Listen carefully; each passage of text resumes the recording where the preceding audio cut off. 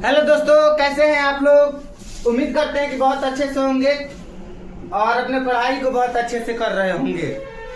चलिए, class 10th का हिंदी का आज हम लोग मॉडल पेपर को क्लियर करने वाले हैं, है कि नहीं, जो कि बिहार बोर्ड के द्वारा मॉडल पेपर जारी किया गया है। इसमें जो हम लोग हिंदी को टोटल कंप्लीट करेंगे, तो आप लोग शुरू से लेकर लास्ट तक बने रहिए और वीडियो को पूरा देखिए, ठीक है। चलिए, सबसे पहले हम क्वेश्चन नंबर 1 पे चलते हैं और क्वेश्चन नंबर 1 से ही डायरेक्ट हम लोग शुरू करते हैं। देखिए क्या कह रहा है क्वेश्चन नंबर 1। क्या कह रहा है क्वेश्चन नंबर 1? कह रहा है, आप लोगों को ध्यान दीजिएगा, यानी कि स वर्ण का उच्चारण स्थान क्या हो जाएगा। तो स वर्ण का उच्चारण स्थान क्या हो जाएगा?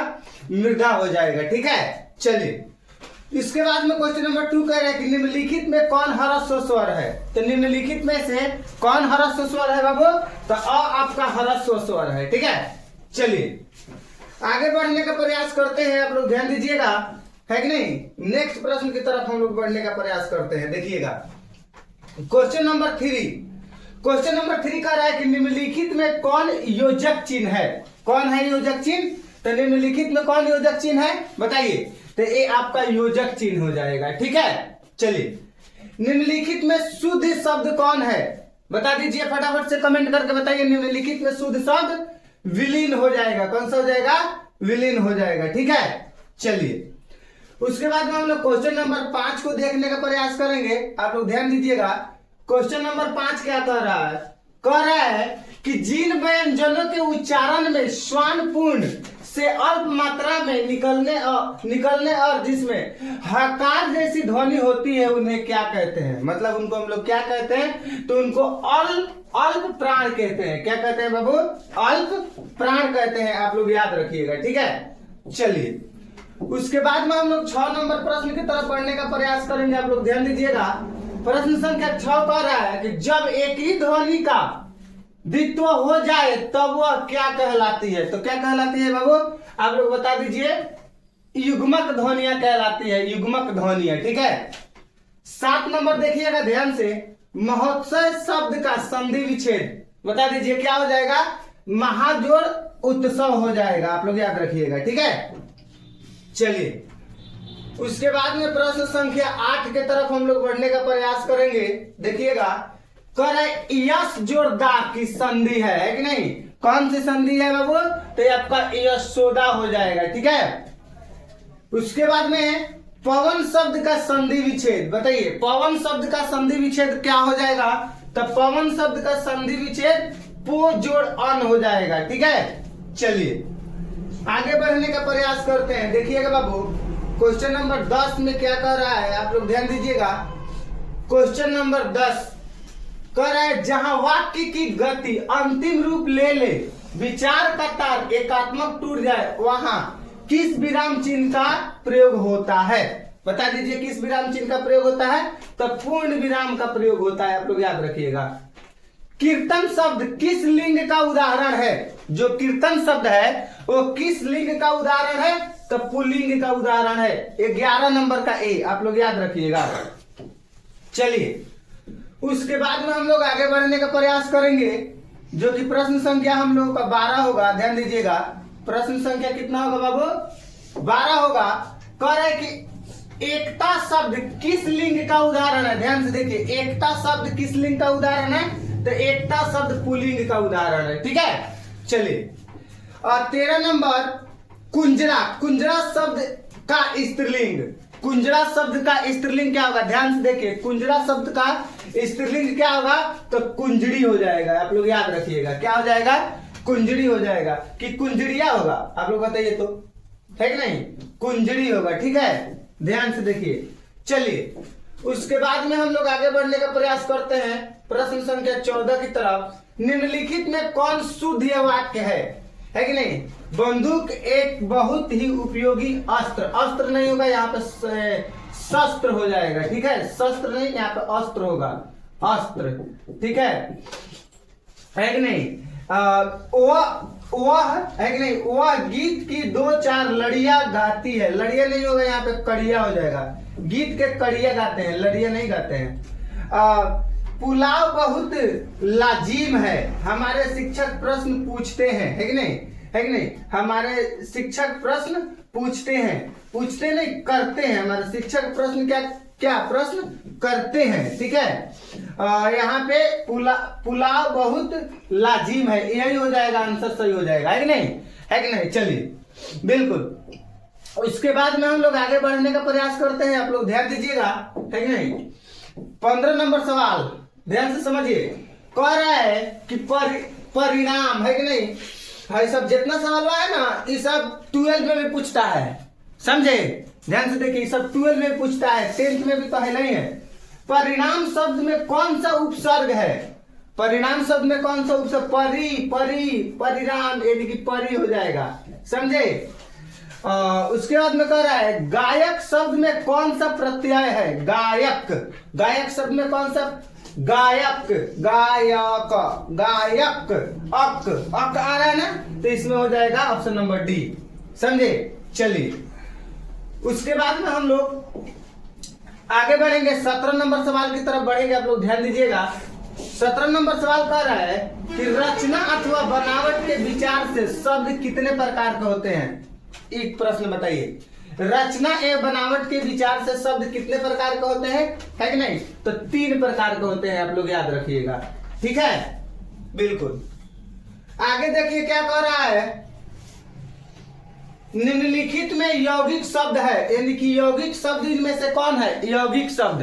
तो यौगिक शब्द आप लोगों का हो जाएगा दूध वाला, है कि नहीं, ऑप्शन नंबर सी, बिल्कुल। चलिए उसके बाद में हम लोग आगे बढ़ने का प्रयास करेंगे। ध्यान दीजिएगा, 19 नंबर हम लोग आगे बढ़ने का प्रयास करेंगे। आप लोग ध्यान दीजिएगा। 19 नंबर में करें निम्नलिखित में कौन तत्भव शब्द है? कौन सा तत्भव शब्द है? तो आग आपका तत्भव शब्द है। 20 नंबर निम्नलिखित में कौन तत्सम, यानी कि तत्सम शब्द है? कौन सा तत्सम शब्द है? तो खरपर तत्सम शब्द है। राम ने पुस्तक पढ़ी किस काल का उदाहरण है? 21 नंबर का राम ने पुस्तक पढ़ी किस काल का उदाहरण है? तो पूर्ण वर्तमान काल का उदाहरण है, आप लोग याद रखिएगा, ठीक है। चलिए उसके बाद में हम लोग प्रश्न संख्या 22 देखने का प्रयास करेंगे। आप लोग ध्यान दीजिएगा। प्रश्न संख्या 22, हिंदी में सर्वनाम के कितने भेद होते हैं? हिंदी में सर्वनाम के 6 भेद होते हैं, आप लोग याद रखिएगा, ठीक है। मोहन ने कुछ नहीं खाया किस सर्वनाम का उदाहरण है? मोहन ने कुछ नहीं खाया किस, मतलब कि मोहन ने कुछ नहीं खाया, यानी कि जो बात है अनिश्चयवाचक सर्वनाम है कि नहीं, निश्चित नहीं है। उसके बाद में कह रहा है 24 नंबर, कलम तोड़ना मुहावरे का अर्थ है कि नहीं, क्या है? बढ़िया लिखना, ठीक है, मतलब कलम तोड़ना यानी कि बढ़िया लिखना एकदम। चलिए उसके बाद में हम लोग आगे बढ़ेंगे, 25 नंबर सवाल की तरफ आगे बढ़ेंगे। आप लोग ध्यान दीजिएगा, देखिएगा बाबू। 25 नंबर क्या कह रहा है? 25 नंबर में कह रहा है कि आंख के अंधे गांठ के पूरे लोकित का अर्थ है, मतलब क्या है अर्थ इसका? तो इसका अर्थ है यानी कि मूर्ख धनवान। उसके बाद में 26 नंबर देखिए, निम्नलिखित में कौन अशुद्ध शब्द है? यानी कि इसमें से कौन सा अशुद्ध शब्द है? तो चिड़िया, इसे लिखाएगा चिड़िया, आप लोग याद रखिएगा, चिड़िया ऐसे लिखाएगा, ठीक है, चिड़िया, है कि नहीं, यानी कि अशुद्ध शब्द है कि नहीं। उसके बाद में हम लोग आगे बढ़ने का प्रयास करेंगे। देखिएगा प्रश्न संख्या 28 की तरफ हम लोग बढ़ने का, 27 के तरफ बढ़ने का प्रयास करेंगे। बिजली शब्द का पर्यायवाची है, बिल्कुल बताइए। बिजली शब्द का पर्यायवाची होता है दामिनी। 28 नंबर, पयोधर किसका पर्यायवाची है? पयोधर, तो पयोधर बादल का पर्यायवाची है, आप लोग याद रखिएगा, ठीक है। चलिए 29 नंबर सवाल की तरफ हम लोग बढ़ने का प्रयास करेंगे। देखिएगा 29 नंबर सवाल क्या कह रहा है कि कुटिल शब्द का विलोम है, बता दीजिए कुटिल शब्द का विलोम क्या है? सरल। 30 नंबर देखेंगे बाबू, संज्ञा अथवा विशेषण के साथ क्रिया जोड़ने से जो संयुक्त क्रिया बनती है उन्हें हम लोग क्या कहते हैं? तो उन्हें क्या कहते हैं? नामबोधक क्रिया कहते हैं। क्या कहते हैं? नाम बोधक क्रिया कहते हैं, आप लोग याद रखिएगा। चलिए आगे बढ़ने का प्रयास करेंगे। प्रश्न संख्या 31 है, ध्यान दीजिएगा। रामचरितमानस कौन संज्ञा है? रामचरितमानस जो है व्यक्तिवाचक संज्ञा है, ठीक है। कश्मीरी सेव सिंदूरी लाल होता है, इस वाक्य में प्रविशेषण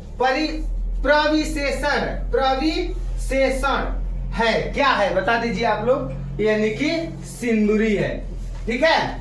चलिए आगे बढ़ने का प्रयास करेंगे। प्रश्न संख्या 33 देखिएगा ध्यान से। प्रश्न संख्या 33, निम्नलिखित में कौन परिणाम बोधक विशेषण का उदाहरण है? कौन है? तो बड़ा सा। कौन सा हो जाएगा? बड़ा सा। उसके बाद में देखिए 34 नंबर, जिस समास में विशेषण अथवा उपमेय उपमान का संबंध हो उसे कहते हैं, हम लोग क्या कहते हैं? तो कर्म धारय समास से कहते हैं। 35 नंबर देख लीजिए, सीताराम शब्द में कौन समास है? सीताराम शब्द में द्विंद समास है, सीताराम शब्द में द्विंद समास है। चलिए उसके बाद में देखिए 36 नंबर सवाल, 36 नंबर सवाल देखिएगा, पंचवटी शब्द में कौन समास है? पंचवटी शब्द में यानी कि दो है तो द्विंद समास, द्विगु समास है। क्रिया की विशेषता प्रकट करने वाले शब्द को क्या कहते हैं? क्रिया की विशेषता प्रकट करने वाले शब्द को क्या कहते हैं बताइए, है कि नहीं? यानी क्रिया विशेषण कहते हैं। क्या कहते हैं? क्रिया विशेषण कहते हैं। आप लोग अच्छे से याद रखिएगा एक एक प्रश्न को एकदम अच्छे तरीका से, है कि नहीं। चलिए 38 नंबर सवाल को हम लोग देखते हैं, आप लोग ध्यान दीजिएगा। 38 नंबर सवाल, निम्नलिखित में आज्ञावाचक वाक्य का उदाहरण है, इनमें से कौन आज्ञावाचक वाक्य का उदाहरण है? तो तू सदा सत्य बोलो, बिल्कुल तू सदा सत्य बोलो, झूठ नहीं बोलना चाहिए कभी भी, है कि नहीं। उसके बाद में देखिए रचना की दृष्टि से वाक्य के कितने प्रकार होते हैं? रचना के दृष्टि से वाक्य के 3 प्रकार होते हैं, आप लोग याद रखिएगा। रचना के दृष्टि से वाक्य के 3 प्रकार होते हैं, ठीक है। देखिएगा आगे हम लोग बढ़ने का प्रयास करते हैं। कह रहा है कि निम्नलिखित में कौन मिश्र वाक्य है कि नहीं? तो मैं बिछावन पर गया और सो गया, है कि नहीं। 41 नंबर देखेंगे, रात और संध्या के बीच की बेला इस काव्य खंड के लिए एक शब्द है, कौन सा है? तो गोधूली हो जाएगा। क्या हो जाएगा? गोधूली हो जाएगा, आप लोग याद रखिएगा, ठीक है।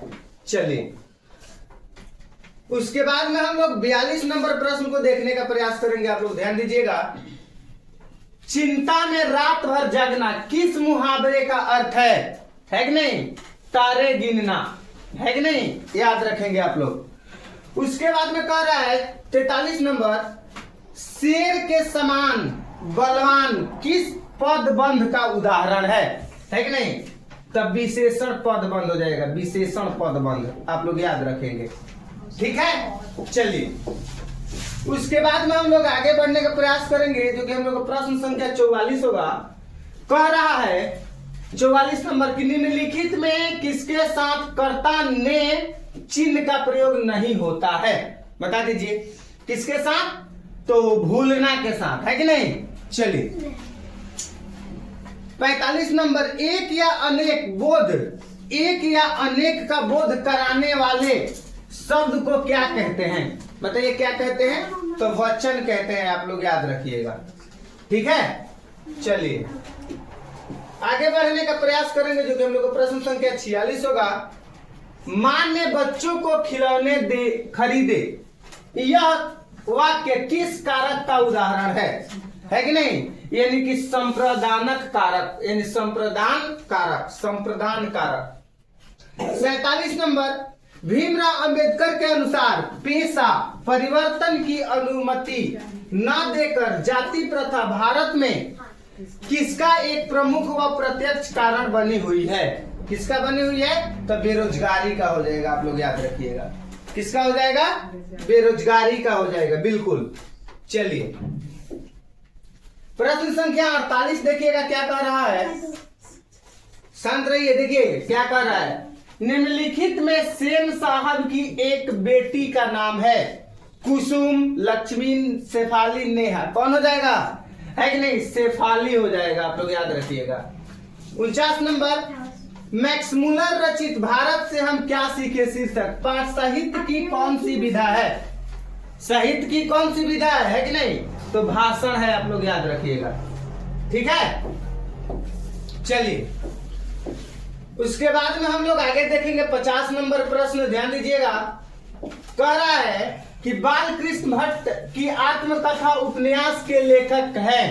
कौन है कि नहीं? तो हजारी प्रसाद द्विवेदी हो जाएंगे, आप लोग याद रखिएगा। वाण भट्ट दिया है, वाण भट्ट की। 51 नंबर, हिंदी तथा इसकी विविध बोलियां किस लिपि में लिखी जाती है? किस लिपि में लिखी जाती है? तो देवनागरी लिपि में लिखी जाती है, आप लोग याद रखेंगे, बिल्कुल। चलिए उसके बाद में हम लोग 52 नंबर देखेंगे। देखिए 52 नंबर क्या कह रहा है। 52 नंबर कह रहा है कि चल चुपचाप बना अपनी रोटियां, तू सोचता है कि मैं तुझे पतली पतली नरम नरम रोटियां सेक कर खिलाऊंगी। यह कथन बहादुर शीर्षक कहानी के किस पात्र का है? मतलब कि बहादुर शीर्षक जो है कहानी, उस कहानी का एक पात्र ने कुछ बोला है। क्या बोला है? कि चल चुपचाप बना रोटियां, तू सोचता है कि मैं तुझे पतली पतली नरम नरम रोटियां सेक कर खिलाऊंगी। मतलब एक कौन बोला है कि नहीं? तो लेखक की पत्नी निर्मला यही बोली थी, आप लोग याद रखेंगे। ठीक है, देखिए 53 नंबर, गुरु नानक हिंदी की किस भक्ति धारा के एक प्रमुख कवि हैं? गुरु नानक हिंदी की किस भक्ति धारा के एक प्रमुख कवि हैं? तो आप लोग याद रखिएगा, निर्गुण संत भक्ति धारा।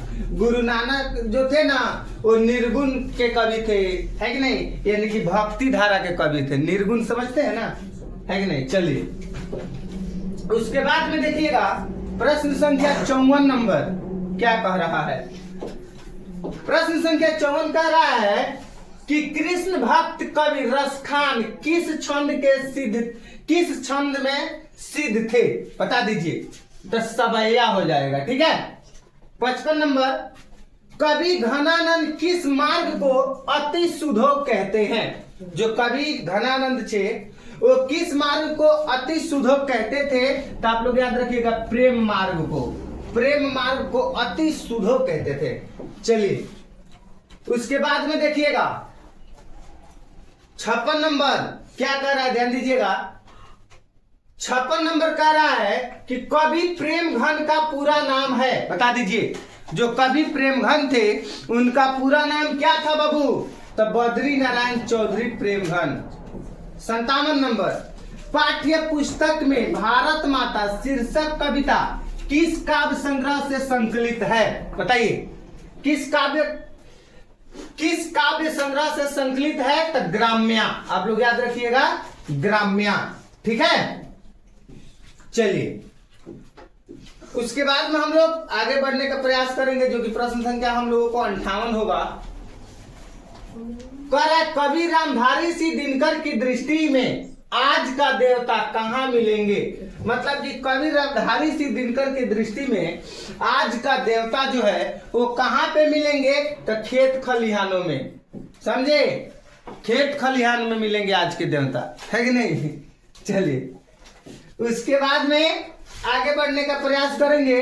59 नंबर, B.R. नारायण ने किस कहानी का अनुवाद किया? बताइए, किस कहानी का अनुवाद किया? तो दही वाली मगम्मा। ध्यान दीजिए, दही वाली मगम्मा। चलिए आगे बढ़ने का प्रयास करेंगे।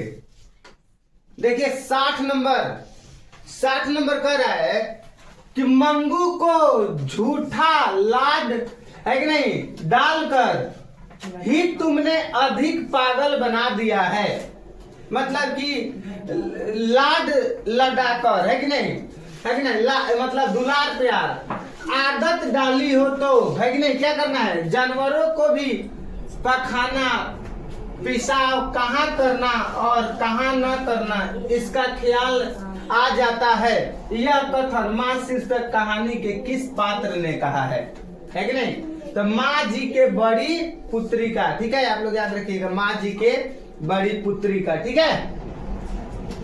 देखिएगा 61 नंबर क्या कह रहा है, 61 नंबर ध्यान दीजिएगा, कह रहा है टीले की ओर निकलते निकलते लक्ष्मी किसके इंतजार में कुछ छिड़क यानी कि बिछड़ गई।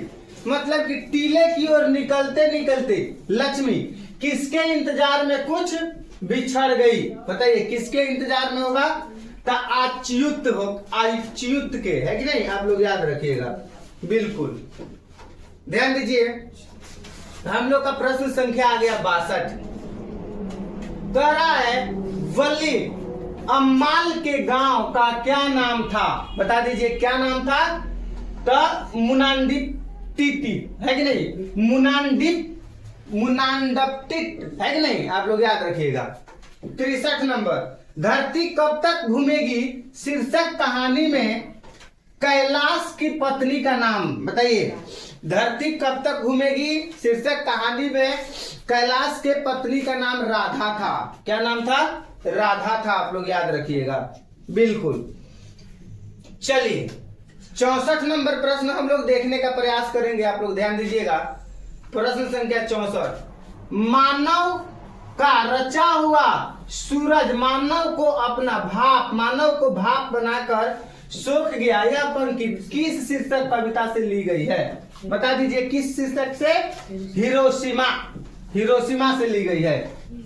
65 नंबर आत्मजयी प्रबंध काव्य के रचनाकार कौन है, तो ये हो जाएगा कुंवर नारायण। कौन हो जाएंगे बाबू, कुंवर नारायण हो जाएंगे, आप लोग एकदम अच्छे तरीका से याद रखिएगा। चलिए उसके बाद में हम लोग आगे बढ़ने का प्रयास करेंगे। हम लोग का प्रश्न संख्या 66 होगा, आप लोग ध्यान दीजिएगा।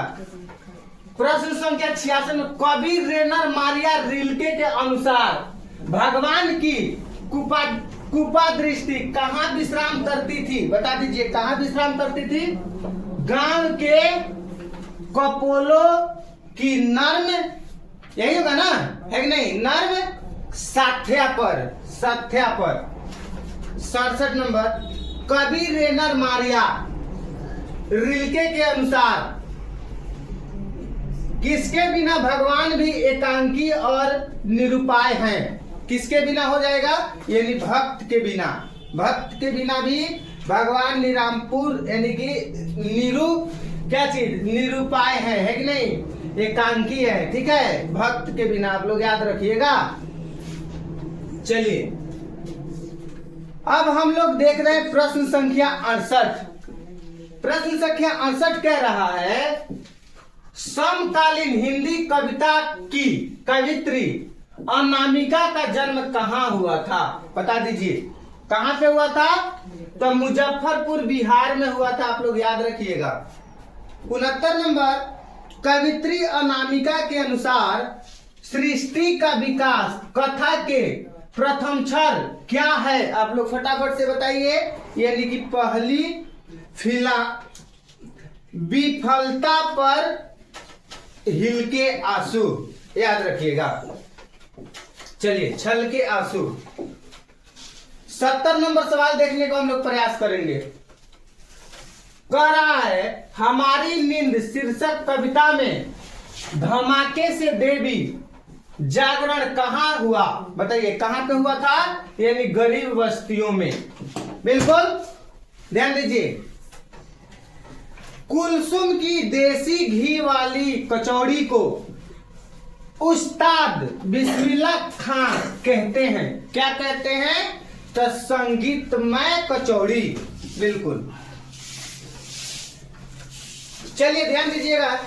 72 नंबर क्या कह रहा है, थोड़ा सा आप लोग ध्यान देंगे। कह रहा है कि मछली शीर्षक कहानी में कौन कहती है कि जो मछली जो मछली मर जाती है उसकी आंख में झांकने से अपनी परछाई नहीं दिखती। कौन कहती है? तो दीदी कहती है। आप लोग याद रखेंगे। 73 नंबर, हिंदी कविता में प्रयोगवाद का सूत्रपात किसने किया? किसने किया था बाबू?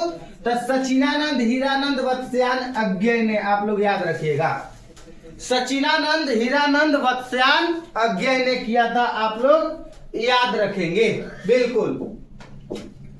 आगे बढ़ने का प्रयास करेंगे, ध्यान दीजिएगा। प्रश्न संख्या 74 होगा। कह रहा है कि निम्नलिखित में कौन शीर्षक कविता पर्यावरण, मनुष्य और सभ्यता के विनाश की अंतव्यर्था को अभिव्यक्त करती है? कौन करती है बाबू? तो एक वृक्ष की हत्या। 75 नंबर सवाल देखेंगे। मंगम्मा किसके मन को बस में करने का 3-4 गुण माँ जी को बताती है? 3-4 गुण माँ जी को क्या बताती है? पति के। ठीक है, आप लोग याद रखिएगा। चलिए, उसके बाद में हम लोग आगे बढ़ने का प्रयास करेंगे। हम लोग का प्रश्न संख्या 76 होगा। कह रहा है कि सीता अपने 2-4 पूर्व पल्लों की गठरी बांध अंधेरे में कहां से निकल गई? बताइए, कहां से निकल गई थी? यानी कि घर से। 77 नंबर, निराला की साहित्य साधना पुस्तक के लेखक कौन है कि नहीं? तो रामविलास शर्मा। आप लोग याद रखिएगा। काफी इंपॉर्टेंट प्रश्न है, एग्जाम में बार बार पूछे जाएंगे।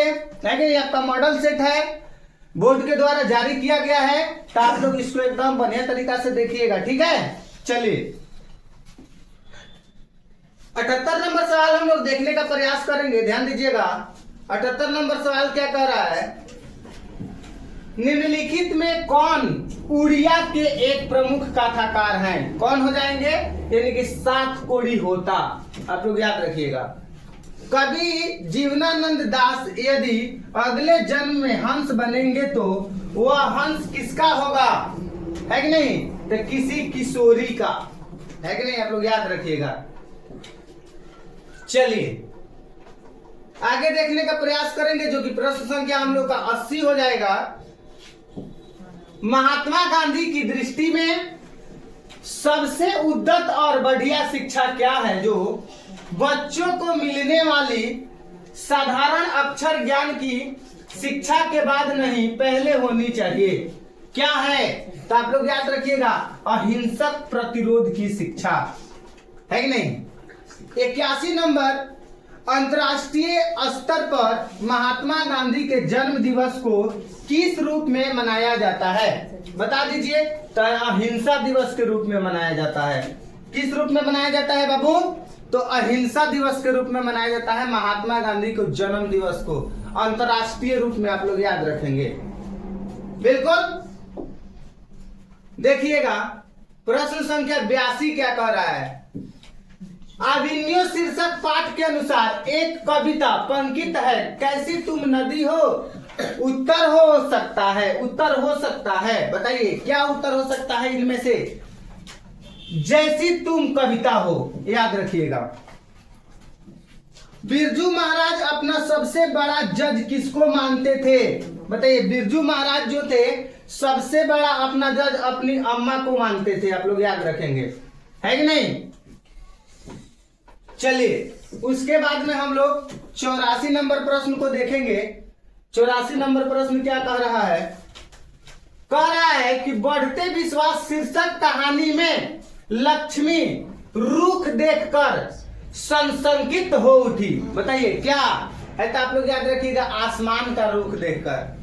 85 नंबर, चारों ओर खड़े डॉक्टरों ने बारी बारी से आकर किसकी सहायता से पापती की आंखों के भीतरी भाग का परीक्षण किया? बताइए, है कि नहीं? तो कौन सा हो जाएगा? ए वाला हो जाएगा,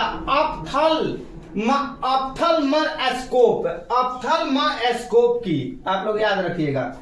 चलिए उसके बाद में हम लोग 86 नंबर प्रश्न की तरफ बढ़ेंगे। आप लोग याद रखिएगा क्या कह रहा है? भक्त कवि गुरु नानक के पद किस भाषा में रचित है?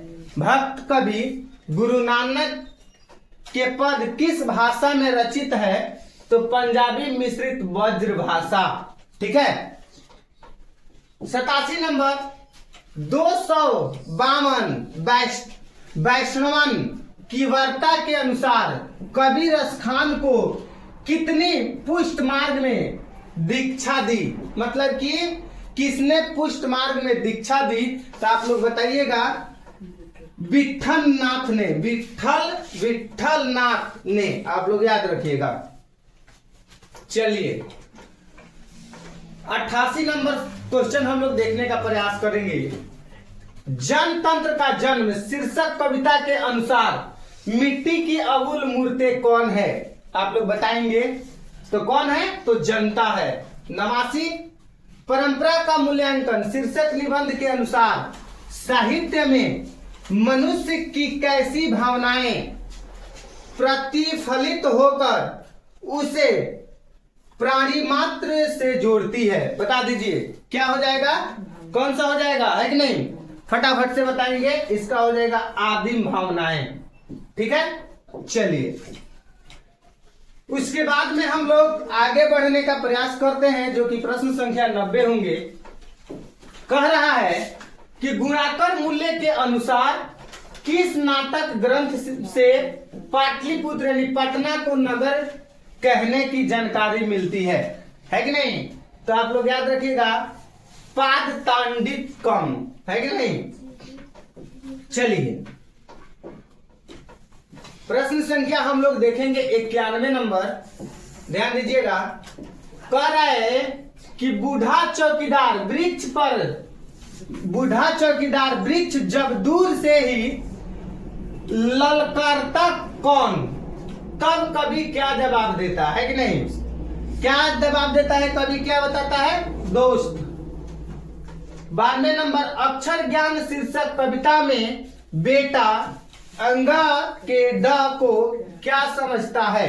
बताइए क्या समझता है कि नहीं? तो मां समझता है। क्या समझता है? मां समझता है। आप लोग याद रखिएगा।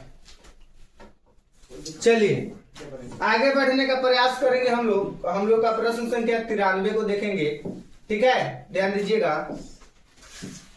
कन्नड़ साहित्य के प्रतिष्ठित रचनाकार श्रीनिवास का जन्म कहाँ हुआ था? तो कहां पे हुआ था? तो कोलार कर्नाटक में हुआ था। आप लोग याद रखिएगा। ठीक है, कोलार कर्नाटक में हुआ था। मां शीर्षक कहानी में अस्पताल की परिचारिका किस तरह मंगू का ध्यान अपनी तरफ खींचती है? किस तरह से खींचती है? तो हाथ का रुमाल क्या फटकार कर, है कि नहीं? याद रखिएगा आप लोग। चलिए उसके बाद में हम लोग 95 नंबर सवाल को देखेंगे। बिरजू महाराज की शिष्या ऋषम वाजपेयी रंग कर्म की किस पत्रिका का संपादक है? बता दीजिए। तो नटरंग हो जाएगा, है कि नहीं? आप लोग याद रखिएगा क्या हो जाएगा? नटरंग हो जाएगा। 96 नंबर, कवि घनानंद किस मुगल बादशाह के यहाँ मीर मुंशी का काम करते थे? बताइए कवि घनानंद किस मुगल बादशाह के यहाँ मीर मुंशी के काम करते थे? तो इसका उत्तर हो जाएगा मोहम्मद शाह रंगीले। इसका उत्तर क्या हो जाएगा? मोहम्मद शाह रंगीले हो जाएंगे। चलिए ध्यान दीजिएगा। प्रश्न संख्या 97, मैक्स मुलर के अनुसार किस भाषा के अध्ययन ने मानव जाति के संपूर्ण इतिहास को एक वास्तविक रूप में पहली बार प्रकट कर दिखाया है? बता दीजिए। यानी कि संस्कृत। आप लोग याद रखेंगे। 98 नंबर, कवि जीवनानंद दास किस भाषा के सर्वाधिक सम्मानित एवं चर्चित कवियों में एक हैं? बता दीजिए, है कि नहीं? यानी कि बांग्ला। ठीक है, बिल्कुल। चलिए आगे बढ़ने का प्रयास करते हैं हम लोग, जो कि प्रश्न संख्या हम लोगों का 99 होगा। नाखून क्यों बढ़ते हैं शीर्षक पाठ के अनुसार देवताओं के राजा का हथियार वज्र किसकी हड्डियों से बना था? बता दीजिए किसकी हड्डियों से बना था, है कि नहीं? तो दधीचि मुनि की, दधीचि मुनि की आप लोग याद रखेंगे, ठीक है। चलिए उसके बाद में हम लोग आगे बढ़ने का प्रयास करेंगे, जो कि हम लोग का प्रश्न संख्या 100 होगा। कह रहा है कि निम्नलिखित में कौन संस्कृत, अंग्रेजी, हिंदी, फारसी, तमिल आदि के अनेक भाषाओं का ज्ञान रखने वाले बहुभाषित थे? इनमें से कौन थे? तो आप लोग याद रखिएगा, सचिदानंद, हीरानंद व त्यान अज्ञे जी जो थे, यानी कि बहुत सारे भाषाओं के यानी ज्ञान रखने वाले क्या थे? बहुभाषित थे, ठीक है। तो मिलते हैं अगले क्लास में, तब तक सभी प्यारे बच्चों को नमस्कार, जय हिंद।